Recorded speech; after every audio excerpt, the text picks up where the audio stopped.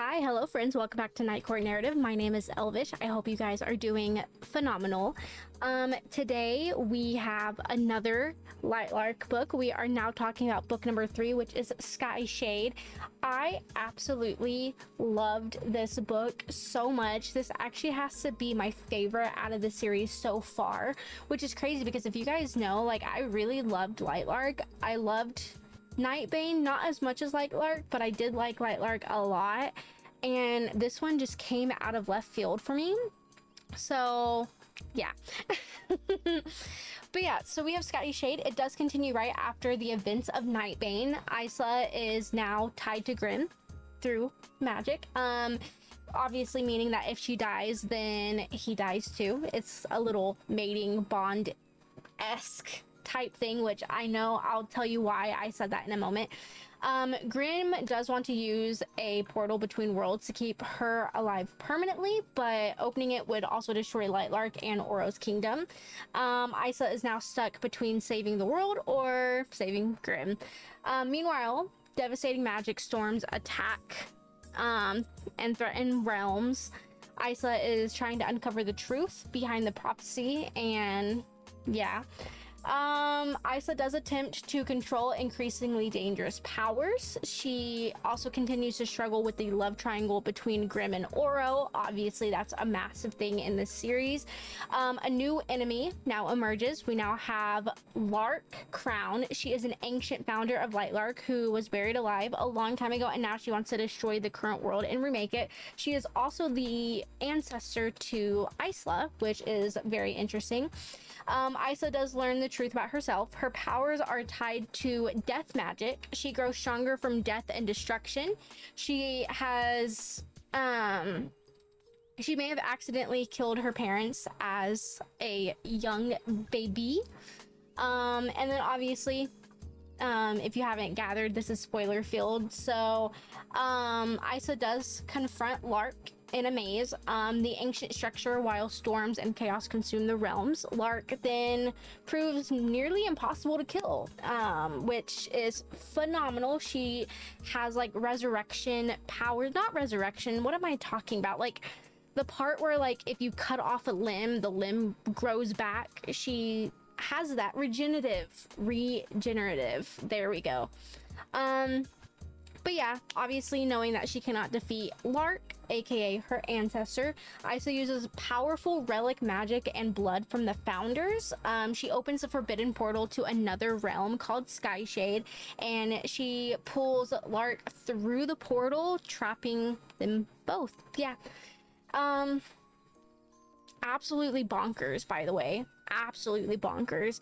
I devoured this book, and now it's not even this book. I've devoured this series. I've only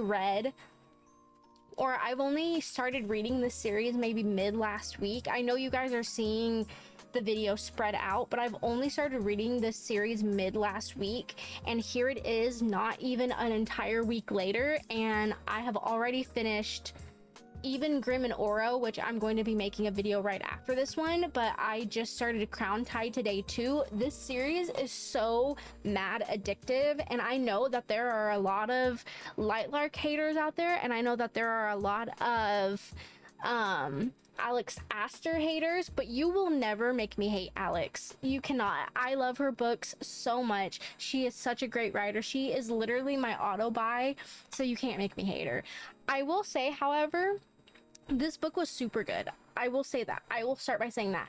And you guys know that I'm never one to really compare books. I don't like comparing books because every book deserves to withstand on its own, but this book did give very, very strong Mist and Fury vibes. Sorry. Oro did give Rhysand vibes. Grimm did unfortunately give Tamlin vibes, even though I do like Grimm more and I hate Tamlin, but he did give Tamlin vibes. He did the whole kidnap, let's bring you back, and even though we're married, let's remarry, and yeah, that was a whole fucking ordeal. I even have like I want to say, oh, what, Astrid? Not Astrid. What is her? Astra? what is her name? Either way, she gave me the Ianthe vibes. We have a lot of similarities. I'm not saying, now stop. I'm not saying Alex stole this. I'm not saying she intentionally made it similar. I'm just saying I connected the dots and I made them similar in my brain hole. Does it make sense? So I do feel like Skyshade and A Court of Mist and Fury are practically one in one. She even goes and she talks to an ogre, which is practically this all-knowing being. I'm pretty sure is in like a prison, not a prison, but he's like under a mountain, I think. And bone carver, like like I can't make this shit up, right? But even with it being fairly similar, I did really enjoy this book. I enjoyed this book a little bit too much. I think this one was probably the best in my opinion. I really did I liked that we got to see a little bit more of Grimm and Oro and got to see a little bit more about them and their development. I do think that Grimm kind of sealed my fate a little bit. I will talk about it more in the next one, but he kind of sealed my fate and kind of made me a Grimm girly in this book. I do really like him as a character. I also really like Isla and her development throughout the series. She has become so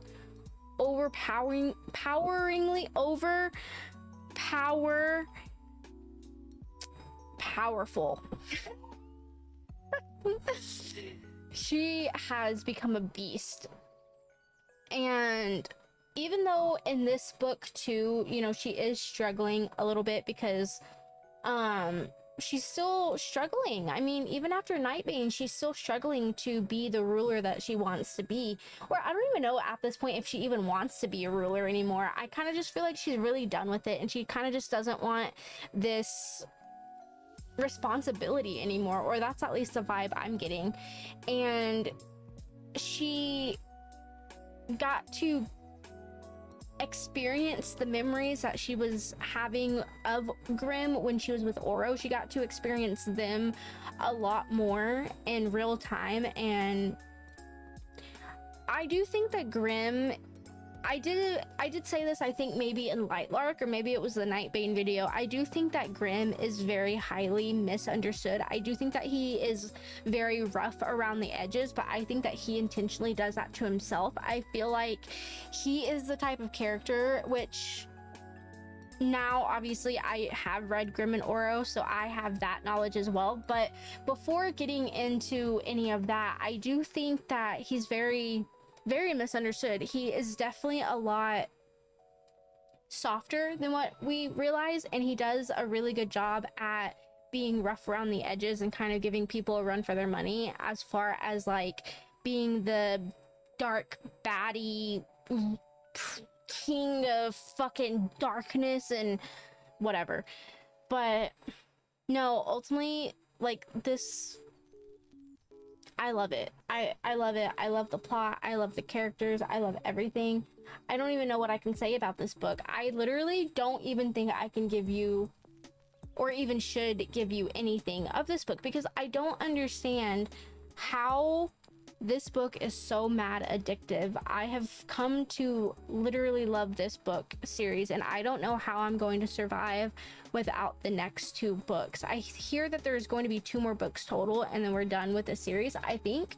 Don't quote me, but I think, and I don't know how I'm gonna, I don't know how I'm gonna handle that. But either way, I do think this book, similarity wise, is very strong, like I said, to A Court of Mist and Fury. We start getting into the war, we start doing, I mean, I can't say it any different. I literally, I'm trying so hard, which I guess is why I'm like trying not to talk about it, but everything is the same to like an extent. Let me see, because I was talking, okay, give me one moment, let me scroll. So Yeah, I was literally talking and I literally said like Oro is kind of Rhysand vibes. They both initially appear intimidating and morally ambiguous. They later become protective mentors. They help, obviously, the heroine, which is Feyre and Isla, train and understand her power. And they act as the strategic ruler with a bigger picture mindset. Grimm, I did say that he was more of a Tamlin comparison. They both start as a primary romantic figure with secrets, which is why I made that comparison. Grimm is more morally gray, kind of like a schemer with hidden history, but Tamlin becomes more possessive and antagonistic, I guess, after book 1. God, my nose itches like a bitch. These allergies are not for me. So yeah, and then I did say like the ogre kind of meets the bone carver vibes. Fuck me. They both serve as that cryptic mythological like info drop role, if you will, where the protagonist gets to unveil unsettling hints about their future and I guess nature of the world. And then I can't remember her name for the life of me. I think it's like Astra or something. I think it's Astra. But Isla's cousin is giving me very much Ianthe vibes, you know, when the character does give off the suspicious ally kind of vibe. I kind of immediately go to Ianthe, especially if we're talking about Mist and Fury. But yeah, I do think though, I don't want to say it's similar. I don't, but it is. I'm so sorry. I'm so sorry. If you guys agree, disagree, I don't know. Just let me know in the comments. But I really wish I could give you more. I know I did nothing to help this. I'm so torn because like I can't tell you. I gave this book a 5-star rating and my review makes it sound like I gave it a 1.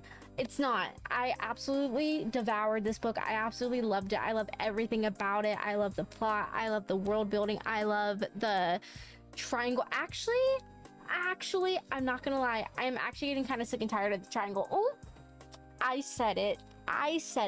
And now I understand why she can't choose between them two, and I'll definitely touch on that in the next video, but I am kind of getting tired of this whole love triangle thing. It is kind of annoying with the whole I love you, I promise you, I'll never hurt you, and then immediately runs to the next guy. I love you, I'll never hurt you, I'll never leave, and then just it keeps going back and forth. And to be honest with you, it's no longer cute. It's kind of okay, not in a book sense, but in like a person sense. It's kind of a pathetic cry for help. Like, just pick one. Please just pick one. I can't. But yeah, have you guys read Lightlark? Have you guys read this series? What is your favorite book in the series so far? I am about to end this video and we're gonna jump right into Grimm and Oro, which you guys might see next week. I don't know when this video is coming out, but definitely let me know what you guys think down below. I don't want to give you too much. I can't. It's one of those book series I literally cannot tell you more without giving you the entire book away. And I know I do spoilers here, but I would prefer you read the book rather than me giving away the entire plot line. So definitely go read it. Let me know what you guys think. And yes, I will see you guys in the next video. Bye. God, that was dramatic. I hope you like dramatic endings because damn. Bye.